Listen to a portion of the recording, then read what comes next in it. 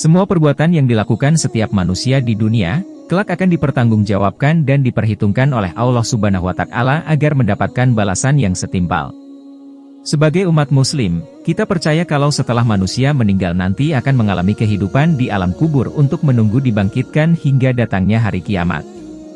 Pun harus mempercayai kalau azab dan nikmat kubur adalah hal yang harus diyakini. Setiap umat muslim yang meninggal dan dikuburkan, akan tiba waktunya malaikat munkar dan nakir mempertanyakan amaliyahnya selama hidup di dunia. Imam Al-Tirmidzi dalam Nawadirul Usyul sebagaimana yang dikutip Ibn Hajar Al-Asqalani, meriwayatkan dari Sufyan Al-Tsauri. Ketika mayat ditanyai, malaikat munkar dan nakir, "Siapa Tuhanmu?" Setan langsung memperlihatkan dirinya pada mayat tersebut dan menunjuk pada dirinya sambil berkata, "Mayat, saya ini Tuhanmu loh." Karena itu, terdapat keterangan mengenai doa komitmen keimanan untuk mayat ketika ditanyai malaikat di alam kubur. Imam Al-Tirmidzi pun meriwayatkan hadis dengan sanad yang sahih dari Amr bin Murrah yang mana para sahabat menyunahkan doa untuk mayat saat diletakkan ke dalam liang kubur. Doa tersebut adalah, Allahumma aidu minasyaithan, ya Allah, selamatkanlah dia dari setan. Sebagai umat muslim, kita percaya kalau setelah manusia meninggal nanti akan mengalami kehidupan di alam kubur untuk menunggu dibangkitkan hingga datangnya hari kiamat. Pun harus mempercayai kalau azab dan nikmat kubur adalah hal yang harus diyakini.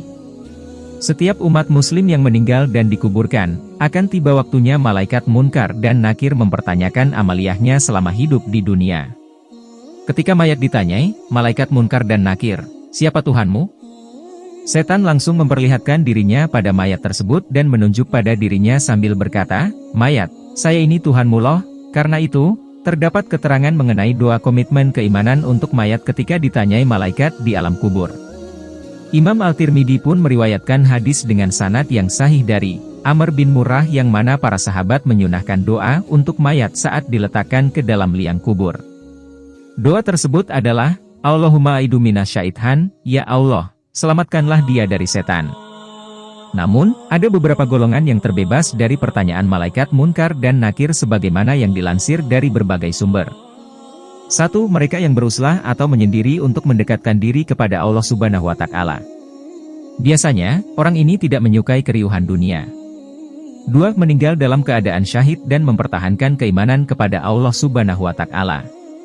3. Meyakini kebesaran Allah Subhanahu wa Ta'ala, baik yang tampak maupun tidak. 4. Rajin membaca surat Al-Mulk setiap malam. 5. Meninggal karena busung lapar. 6. Meninggal pada malam Jumat. 7. Meninggal karena bencana alam. Itulah ketujuh golongan yang insya Allah akan terbebas dari pertanyaan malaikat munkar dan nakir. Wallahu a'lam.